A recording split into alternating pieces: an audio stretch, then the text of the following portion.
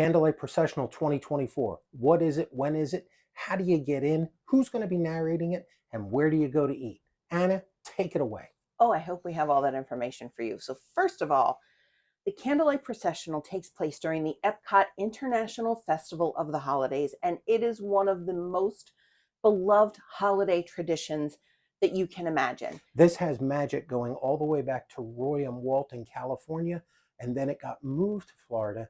We've been seeing it since the 90s. Every single show, we still can't wait each year to go back. It's super exciting, and it kind of is a combination of everything that Disney does right. First of all, it's storytelling. It is a classic retelling of the biblical story of the birth of Jesus. And we're talking right straight from the Bible, you know, the star and the shepherds and the donkeys, the whole bit. It is a retelling of that story, but it's accompanied by this incredible orchestra, an amazing choir, and narrated by one of your favorite celebrities, not those Dancing with the Stars, who are they kind of celebrities. These are real bona fide certified A-list celebrities. We've seen, if you go back to one of our previous videos, we mapped out over 20 years of going to the Candlelight, all the different celebrities. There have been patterns where certain celebrities have performed on certain days, but that is no guarantee they're going to be there November, December 25th, 2024. So who's going to be a celebrity this year? Hell if I know. I know that's not the information that you wanted, but they have not yet released the list of celebrity narrators for the 2024 holiday season. When they do, Anna will update this video and it'll be in the comments below. I'll do something. I will let you know. Also, they have not released yet the Candlelight Processional dining packages, which we'll go over in a minute, but we're looking for that to come at any time now. But let's get back to what exactly this is. So this is a free thing that's included with your EPCOT Park Pass for the day. So if you're going to EPCOT from Thanksgiving weekend through the holiday season, the Candlelight Processional is included as part of your ticket. You won't have to pay extra to go see the show. The other thing I want you to know is there are 3 shows nightly. So there's like a 5:15, a 6:30, and an 8:15. Those times could change again because 2024 information isn't here yet, but you'll have lots of opportunities to go and see the show. Here's the big thing. The Candlelight Processional dining packages. What are they? So those are not included as part of your EPCOT ticket, but I highly recommend them. You're going to be eating at the park anyway. And remember, this is not a dining reservation. No, so the dining packages are separate from just making your regular dining reservation and then going to the Candlelight. You'll have to specifically book the Candlelight Processional dining package. And what that will get you is a meal at one of the participating restaurants and then a ticket to the Candlelight Processional. Now, I just said you didn't need tickets, it was included. So what does that ticket mean?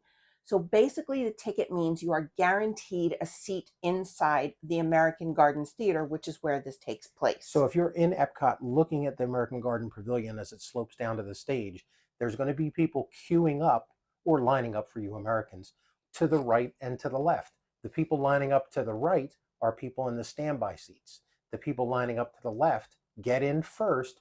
Those are the people who did the dining package, and the ticket they get after they eat and pay for their meal is a little sticker. That gets them in early. But people from the standby line do get in, but that standby line could go all the way to Africa. I mean, and you're not guaranteed to get in if you're in the standby line. So what do you get for the dining package? You'll get a complete meal, appetizer, entree, and dessert. Or if you're going to someplace like the Beer Garden, which is a buffet, ziggy, zaggy, oi, oi, oi. You'll get the entire buffet, including non-alcoholic drinks. Now, the other thing I want to tell you is, do you need this package?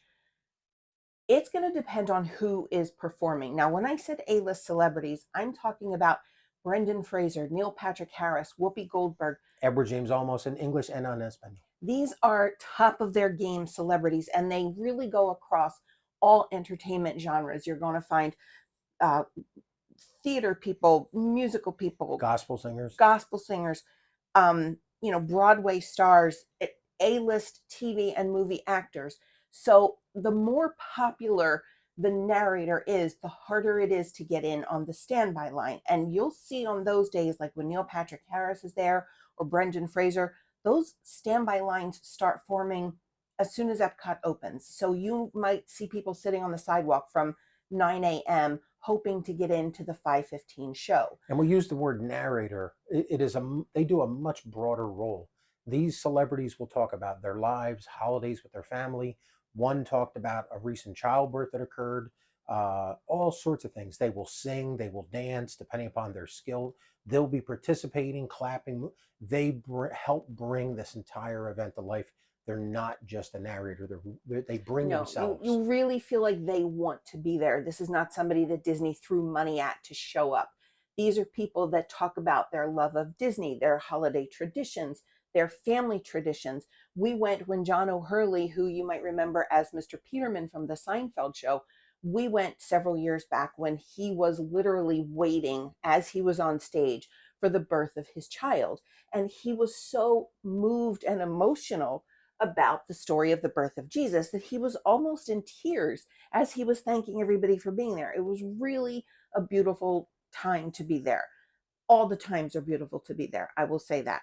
Now, with this dining package, you're not going to be waiting in the standby line from 9 o'clock in the morning, but you don't want to go last minute either, because that line will start forming an hour or longer before your show. So the better seats are going to go to the people that get into the theater first. You want to make sure you're not strolling in at the exact start time of your show, because also a few minutes before your show, they're going to start letting the standby people in. So if you haven't already turned up and grabbed your seat, they do start letting standby people in. So we've covered tickets to get into the park, how you get into it standby or with the dining package. Can we give them some, excuse me, can we give them some pro tips from all your years of experience here? So the first thing I want you to know is if you book a dining package, you will be eating before your show. So if you want to go to the 5:15 show, you want to get out of there early, you have little kids, you want to enjoy Epcot, you're going to be booking a lunch reservation. If you want to see the 8:15 show, you're going to be booking a dinner reservation, but they always have you eat before you go so you can plan your day accordingly. And that's actually my big tip, is that you're at Epcot. Still enjoy all that Epcot has to offer. Yeah, and that leads me to my next tip. So this year during the International Festival of the Holidays, Ooh, Epcot, secret tip that you're only going to hear here first. I don't know, it's not secret. Everybody can find out. But Epcot is going to stay open 30 extra minutes in the evening. So even if you have the 8:15 candlelight, you can come to the park at dinner time, go to your 8:15 show, and there's still time to do the cookie stroll, get a bite to eat at one of the holiday kitchens, do some holiday shopping. It's an awesome thing. The other tip that I want to give you is in the last couple of years, they have done same day packages. Now, the dining package is super popular. A lot of the dates sell out, a lot of the narrators sell out. But if there are any spots available for dining packages, in the last couple of years, Disney has offered a same day package through the Regal Eagle Smokehouse, which is a walk up counter service location. Now they'll have a line there that you can go, you can wait, and if they have available packages, they'll start selling them to the people in the line. There's no guarantee if you wait in that line that you're actually going to get a package, because You will get a good meal, though. once they're gone, they're gone. You can go to Regal Eagle after if you want to, but it's not going to be part of the package. And I cannot emphasize that enough. Do not book a regular dining reservation and hope to convert it to a candlelight package. It just doesn't work that way. All right. Any other tips for anybody? So do you recommend bringing children is something that I get asked a lot. And I will tell you this. When one of my daughters was 5 years old, we took all of them to the candlelight. And my 5-year-old looked at me and said, "Why are you taking me to church? I thought you were taking me to Disney World."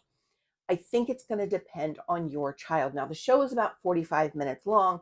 She's been there at 4, 3, 2, and 1. But Yeah, she had been there. But this year, for some reason, she was like, I think, tall enough for some of the attractions, and she just wanted to go and do stuff. And sitting in church was not her idea of going to Disney World.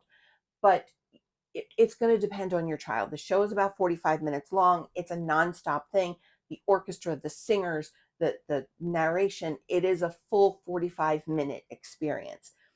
I recommend if you're going to bring little kids, go ahead and grab them a snack, have some kind of something for them to play with. If this is going to be a breach of your screen time policy, let them have a little screen time while they're sitting and waiting. Because don't forget, whether they're in the standby line or the dining package line, they will have already waited some length of time and now they're going to be in the theater. So they can get a little antsy. So my last tip for you is don't rush into the theater and get in the first row. You want to get a few rows back. You know that old theater saying, center seven. You want to be able to see this entire orchestra behind, and in front of them is the conductor. Then behind them, you've got the guest narrator. You've got the Sons and Daughters of Liberty. Then you've got this huge choir, and in the center they form a singing Christmas tree. You want to be able to take all of this in with all of the music and the singing that just wraps around you the whole show. I can't stop smirking at Mr. Jazz Hands over here, Mr. Center Seven.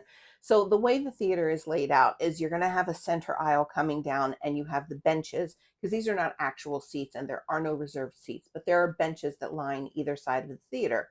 So when you come in and you're going down that center aisle, the stage juts out, and that's where the conductor will be. And then past the conductor is this massive orchestra. Past the massive orchestra is the narrator. Past him are the Sons and Daughters of Liberty, and then finally past them is the whole stage full of this choir.